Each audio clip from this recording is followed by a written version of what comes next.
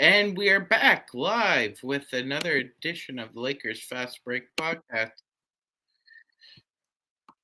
I'm your host, MagicMan, Sean Grice, and Gerald Glassford is supposed to be along with me I'm shortly. right here, my friend. All Hello. But I'm just going to be here just for a few minutes because I know you've got a great interview scheduled with Candy Ebling. She returns to talk about the Milwaukee Bucks. Looking forward to hearing her thoughts on that. But I thought I'd just pop in real quickly, my friend. I'm out on the road, out and about, but I thought I'd go ahead and step in here because I heard through the grapevine, my friend, that at Lakers training camp today, that there was a new individual running with the scout team, the first team right there for running with the first team.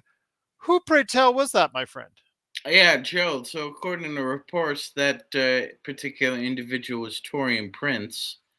Interesting. I wouldn't have put Prince as probably the second candidate after JV to be with the first team. I would have thought it was Rui, but they go with Torian Prince. Try and get a volume 3-and-D shooter out there with the starters, see what he could do with them. It just it leads me to believe that they're going to go ahead and give everybody, or not give everybody, but give other players a shot like Rui, maybe even try Christian Wood during the course of training camp. So, yep. Well, let's hear what Joe Soro from as Oxide 247, LakersBall.com, and also as well, of course, you know him, of course, from Simblades with a Y.com. Joe, the rumors that you hear about Torian Prince running with the first team in the second day of Lakers training camp. If it might be just an experiment, but let's just say he showed something in training camp, maybe even showed something in San Diego with LeBron's camp. If he's making shots, then that could play into why they're experimenting on it. That position needs to do what we've discussed in terms of the 3-and-D. Someone who can play defense and someone who can hit the shot when they're open, because that particular player is going to get open shots. They're going to get open shots the entire time. If they're making those shots, then it just enhances AD, LeBron, Austin Reeves, and obviously D'Lo's ability to make their shots, because now you can't sag to anyone in any place. If you can get the opposing team to have to single guard you, the Lakers are going to do very well. Sean, I'm going to turn it over to you, my friend. As before I head on out, I just want to say that I agree with Joe on that. I really think that they're going to experiment with some different lineups before the exhibition season starts. I think once we get to around the second or third exhibition game, we're going to see, or we'll probably get a more solidification on exactly who the starting five will end up being. Your thoughts, Sean? And I'll head on out and enjoy the show, my friends.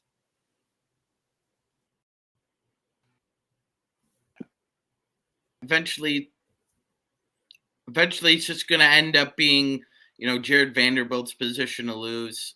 He was in the pole position, so happen to think that if he shoots well, he's going to be in the starting lineup, and they're going to give him every opportunity, and they're just covering their bases here, just trying to see who fits.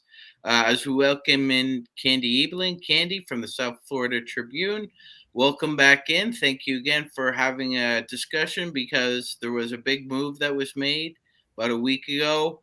Damian Lillard traded from the Portland Trailblazers to the Milwaukee Bucks, kind of fuses the Eastern Conference just a little bit more, as if it didn't need any more juice. Candy, so what were your first impressions when you heard about the trade, and after some reflection, how do you think it'll change how the Bucks played this year? So I think it changed a lot, because I think it changed us from a more defensive team to obviously a more offensive team. Getting rid of Jrue Holiday, like he's obviously a defensive player of the year. Like he's really good defensively, and not only here's one of the things that I will be interesting. Let's face it, Giannis came out and said he wanted, if for him to sign another contract, he needed proof that Milwaukee is about winning and wants to win championships. Obviously, last year we didn't do as well. We had the defense, and the defense lacked us, and we couldn't score, especially when Giannis went out. So they decided, the Bucks, we got to keep Giannis. Like, he's been so good for Milwaukee, the state of Wisconsin in general, not even just as a basketball person, but as a person. And so he said, I want more offense. I mean, we need more offense to score, because yes, defense is supposed to win championships, but if you're not scoring, it doesn't matter how good your defense is. My 2 cents with Giannis is, yes, you put that in there. You said you wanted more offense. Here's going to be my challenge to you, Giannis, because you did get an outside shooter. Damian, Lillard can shoot from all over. He's lights out. He's good. The problem is if you're going to do the pick and rolls and people foul you because they know that that's your weak part of the game, then the strategy is going to be foul you so that we put you at the free throw line, because you do not do well at the free throw line. You do not have the defense of person in Jrue Holiday to kind of mask that a little bit more, because now the other team's going to be shooting. And so I think it's going to be very interesting. The other thing with moving Jrue Holiday is he was very much a locker room gel and very much energy and set the tone and let's go, guys. And you could just see how he bounced around the whole court. His presence was electrifying. And so who's going to step up and do that now on the Bucks? I don't know that Damian's going to do that. I don't know. So I think it makes it very interesting. And then the fact that he went to the Celtics, which is a team that is already pretty stacked too. So it makes it very interesting. I'm excited to see where they're going to go. I really am.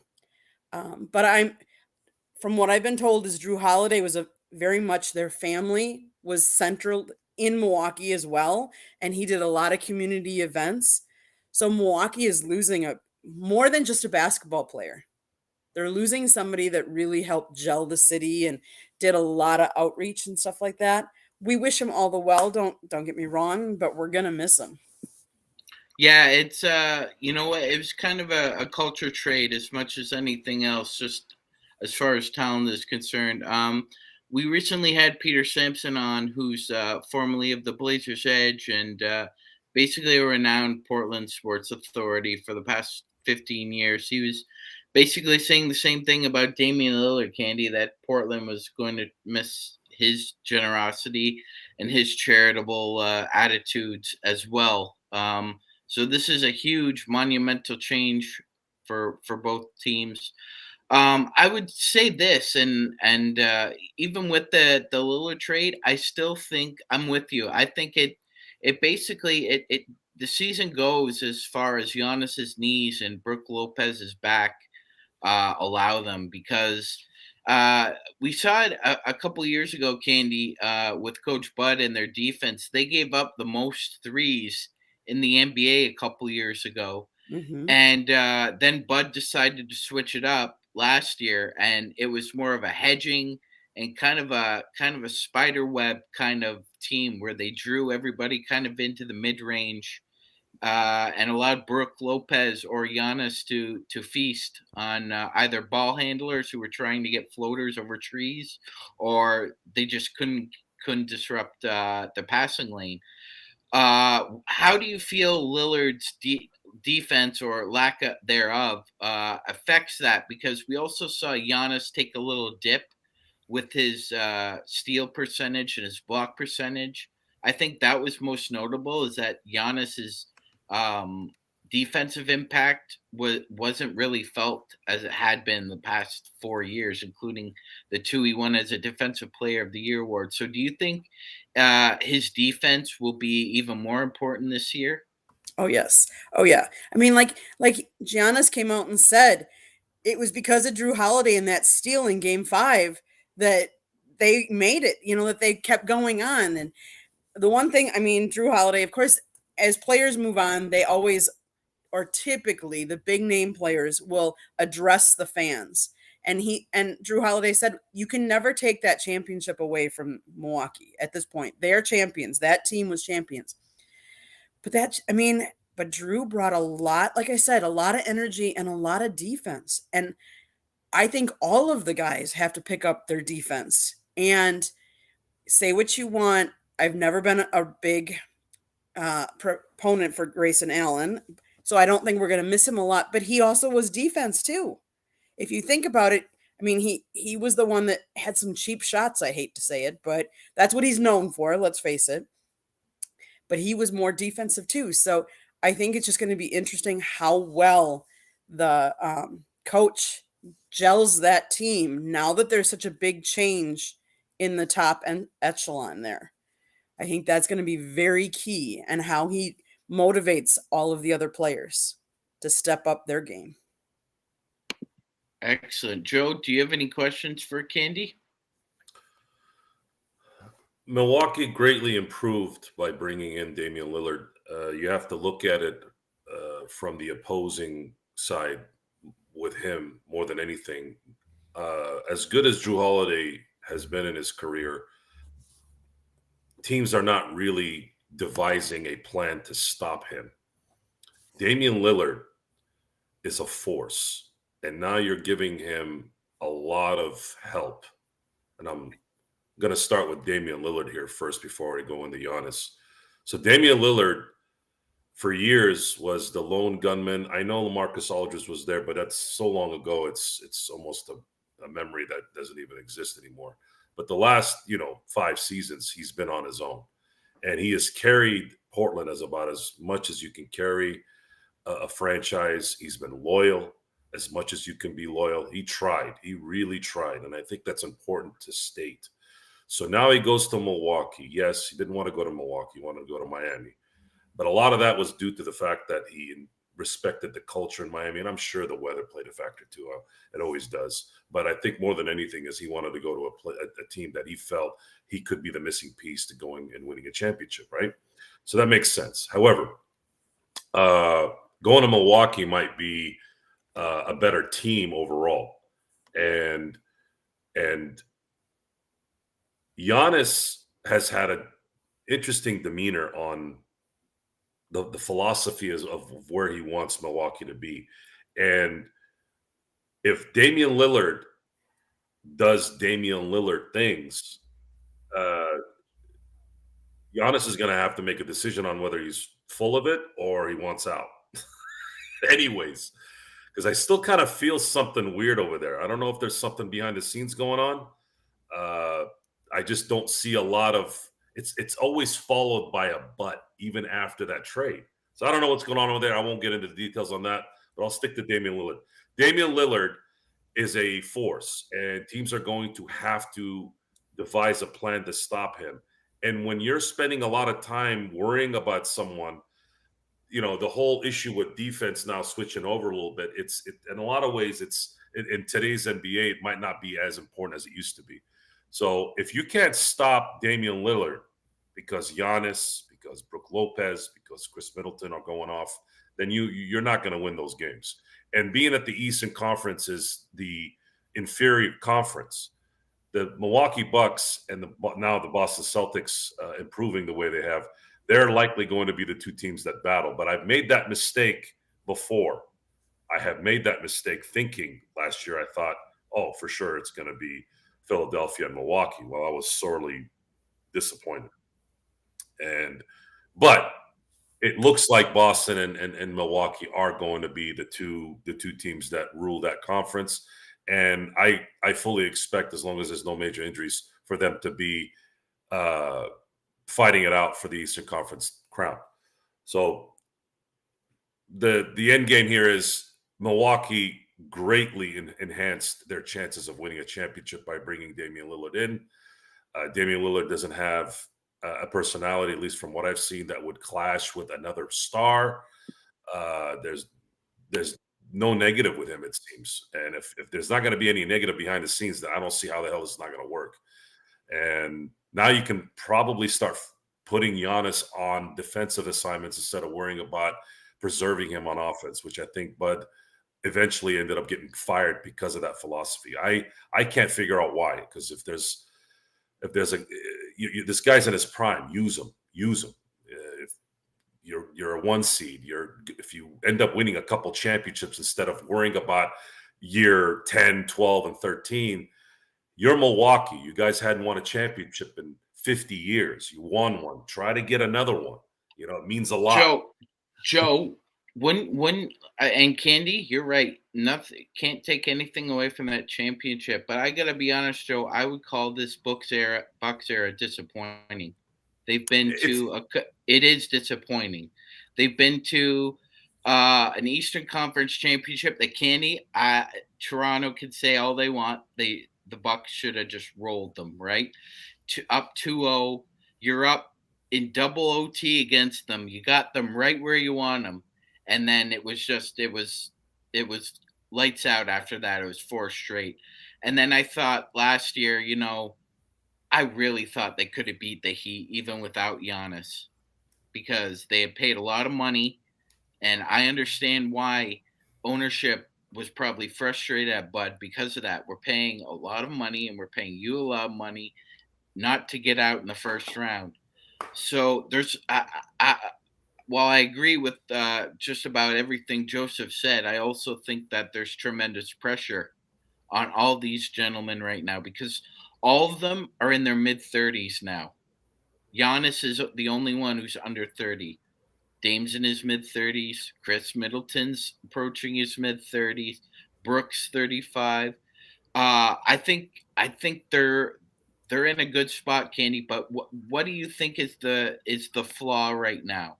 What do you want to see Griffin and Horst do additionally to try and surround them? Because right now they'd be relying on Beauchamp, Malik Beasley, Pat Connaughton on the perimeter for defense. And let me tell you something, Candy. As somebody who saw Malik Beasley a lot last year, you're not going to like him on the defensive end. Well, that's just it. Like these super teams, or what you might call super teams, they have a couple of good players, but the problem is then the other guys can defend them better. So now you have to have outside pieces. And if any one of them gets injured, you do not have the depth that you had. So I'd really like, and the fact of the matter is to go out and get Dame. We mortgaged, like, I don't know how many picks going down to like 2029. Like, I mean, that just seems way out in the future, which obviously you got to win now because you have Giannis and I know this, we're talking basketball, but I kind of want to, it's kind of like some of our other Wisconsin teams, because if you look at, most people will tell you that we wasted Aaron Rodgers' career, that he only had one Super Bowl championship, and he was with us for how long, and that's it. So I think the Bucks are under pressure because I think they know that. They see what happened with, Green Bay, and the Brewers haven't done. I mean, yeah, I know we're in the playoffs now, but they're not there yet either. So I think they tasted that championship, and they're like, okay, we need to get back there. How do we best do that? And they thought trading Jrue, which I agree, as much as we love Jrue, that we needed to get another good shooter so that if one of them goes down, that we still have a really good, but I think the supporting cast needs a little bit of work. I'll be honest. Absolutely. And I like the example. I will say this though, Candy. The Green Bay Packers went to 5 NFC championship games during Aaron Rodgers' tenure, and he only won one. He won one NFC championship game while he was with Green Bay. Green Bay put very good teams around him. I just think his apologists out there in the media and on social media like to kind of poke Packers fans about that, but I'm not falling for it. Joe? I think that was a good example because it wasn't just Aaron Rodgers that they felt kind of unfulfilled. It was also Brett Favre. Brett Favre played a long time, only won one Super Bowl. Aaron Rodgers played a long time, won one Super Bowl. the end game there is it's very difficult to win. And people look at Tom Brady and Michael Jordan and those type of players, and they think it's easy. It's not. It's not. Matter of fact, Bill Belichick and Tom Brady in their prime didn't win a Super Bowl for a decade. They went to 2, but they didn't win one for 10 years. And these guys are the most dedicated to their craft. That's how difficult it is. So looking at the prognosis here in the NBA, we can sit here and we can predict and we can think and we can talk, we can discuss. The reality is there's too many factors to really predict, especially these days. It was maybe a little bit easier when you had Shaq and Kobe playing, and then, Jordan, Pippen, and these type of teams. But this is a different era, and Golden State was a little bit of a I don't want to say they had weird luck where they were able to acquire a megastar at the heart of their prime. And if you remove that little gap, you're talking about a very parity league. You're talking about teams, even when LeBron was at his height, he was still getting beat by a better team in the Spurs in 2014. And then you have Golden State, then you have Cleveland, and then Golden State. It's very difficult. It's very difficult. difficult. It's not. Yeah, it's not. Yeah. It's not. You don't really have the dynasties like you had in the past. Really, obviously, the Warriors are a dynasty. They've won 4 out of 7, but even then, they kind of got botched with some injuries. Otherwise, they would have won in 2019. But anyways, the point is, lots of things have changed. Lots of things. Let's talk on paper. Okay, we're going to talk on paper now. We're not going to talk in reality. Okay, on paper, the last week and change, the Boston Celtics and the Milwaukee Bucks told the league, we want to win a championship. Yep. And they said it loud. They said it really loud. So right now, on paper, the Eastern Conference Finals is going to be Milwaukee and Boston, and it could go 6 and 7. How that plays out, we're going to find out. That's what it is. Lakers, they're off season. Well, hold on a second, Joe. Before we head off in that direction, I wanted to get Candy's thoughts on how she thought Jrue Holiday being rerouted to Boston kind of changes the impact of that trade for Bucks fans, because now instead of rooting for him, they got to root against him. Only when he's playing us. I mean, I think people still will love Jrue Holiday. There's no ill will. There's nothing that he said that, against. It's not like he wanted out. In fact, he said he wanted to retire and finish his career as a Milwaukee Buck. It's the nature of the business. It is a business. And that's what I think we all sometimes forget, is that it's a business, that the Milwaukee Bucks are there to earn a championship. The Celtics are there to earn a championship. They all want to win the championship. And they do whatever they need to, or what they feel is going to be in their best interest to get to that point. And sometimes that's not the popular opinion for us as fans or us as spectators. But it's not up to us. We don't own the team. I don't have the millions of dollars, or the billions, I should say, of dollars now that it takes to own a team. I think the fans, as sad as they are, we wish him well. We wish him success, as long as we have more success, if that makes sense. Mm-hmm. Absolutely. They're paying through the teeth as much as you guys are now. Mm-hmm. And just like the Bucks, the Celtics now have to integrate 2 new players into their lineup and figure out how it's going to work. It's going to be very interesting to see. How would you grade out the trades, Candy, from Milwaukee's point of view? How would you grade the picks going out? And obviously that might come home to roost. But I mean, if Milwaukee wins a championship out of all this, it's worth it to give up the picks. We felt the same way about the AD trade. So how do you feel about a grade overall? I'd say for the Bucks, I would say A-. I would say, because I think they really did improve. And I said, as much as we were going to miss Jrue Holiday, I think others can pick it up. So I think we gained more than we lost. And like I said, the other picks and Grice and Allen, like we had to throw some of those in there, and I'm okay with that. Now I do hope that Chris Middleton comes back healthy and stays healthy, because he's had some issues with his knees and staying healthy. Because when he's hot, he's good too, but when he's injured, that's one of our downfalls too. Yeah, absolutely. Because those between Middleton and Lillard and Lopez, the mid-range and 3-point lines are covered, and then you have Giannis basically being the wild card there. Absolutely. Appreciate you coming on, Candy. Know your schedule is very busy, so we do appreciate it. And before we head out, any other last questions for Candy, Joe? Well, I guess is Chris Middleton starting to break down, or is this a fluke injury? Like I've noticed that there's been some issues there. Is there something going on that we don't know about with his health?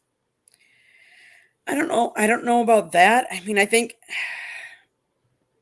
he's, I don't know if he's getting, I hate to say the word old, because let's face it, like, I mean, he's not that old, but he's abused his body, I think. And I think we forget how demanding sometimes an NBA season can be on a body, and how much they stress upon themselves. Now, I mean, he's 32 years old, and he has yet to be in a full participant in a practice since they opened camp.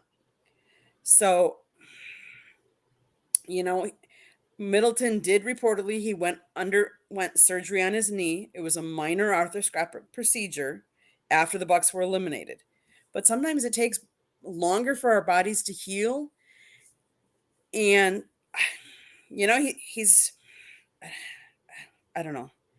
I mean, I'm hoping, because I mean, it's been his ankles, it's been his knee, I'm hoping he can get to a point where he's healthy. And I'd like to think that in today's day and age, with the modern technology and that the trainers' technology, that they would be able to help him really attain a good health. But I'm not sure if he can. So your concern is there, because I've noticed in following what's been going on that there is concern, and that's likely probably why they got bounced out of the first rounds, because they didn't have a fully healthy Chris Middleton. The other question I have is, how long can Milwaukee be in? I think they're Sean, you might know this. They're like the 20th TV market out of the 30. I understand that they got to help Giannis, and I know that the Milwaukee Bucks are worth at least $1 billion and change. But at what point does the money part become an issue? Because I don't think they're going to want to play around with any kind of luxury tax as the salaries continue to go up. It's always scared me, because Wisconsin is not known for being a big market. We talk about Bill Belichick and Tom Brady, but he was in a New York market. Kobe, he played in LA. Like, that's a big market. You don't hear of a lot of these big small town, smaller city, smaller market teams holding on to a dynasty and prolong. Yes, they get their one. Like, let's face it, even Miami, which would have more TV revenue share than Wisconsin, like the Marlins or the Heat, like, they've been successful for how long? They can't sustain it. And so I'm hoping that Giannis and the ownership group can put in enough money and that they can make it work and hope it. But I don't know that you will find that these smaller markets will be able to do that and compete with the bigger revenue teams, the bigger teams. I'm hoping. Yeah. I mean, Candy, different strokes for different folks. You're right. I mean, the only real small market team in the NBA that's really been able to do that is the Spurs, and they had Tim Duncan, who's the most unassuming, least critical conflict superstar we've ever seen, willing to take pay cuts. But yeah, it's few and far between. It's not as if it happens all the time. With the Thunder wasted, I thought, a grand opportunity to be a dynasty over the fact that Clay Bennett didn't want to pay James Harden an extra $4 million. So there are questions abound about the Bucks, but we do know one thing. That offense is going to be lights out. Everybody who stays healthy, it's likely a top 5. Candy, I think if somehow the Bucks grab a player or two around the margins and maybe in the on the waiver wire or the buyout market, they could try and hold some semblance of a good defense. This is Giannis, Brook Lopez. They'll figure out something. But really do appreciate you coming by and giving us your thoughts on the news. And it really doesn't change your outlook, right? You already thought the Bucks were contending anyway. It just makes them a little bit better. Correct. I think it gives us an extra little boost that I think we needed. I think it'll be interesting because Boston lost some players too. So their core isn't the same. And so I think it'll make for a very interesting season. 100%. 100%. Marcus Smart leaving that Boston Celtics locker room will have a great impact, just as much as Jrue Holiday leaving the Bucks. Candy, great Correct. point. So with that, appreciate Candy Ebling from the South Florida Tribune stopping by and giving her thoughts on the Bucks trade and the Celtics trade. And with that, we hope we might be back for late night Lakers fast break. So we'll see you out later, everybody. Thanks, everyone.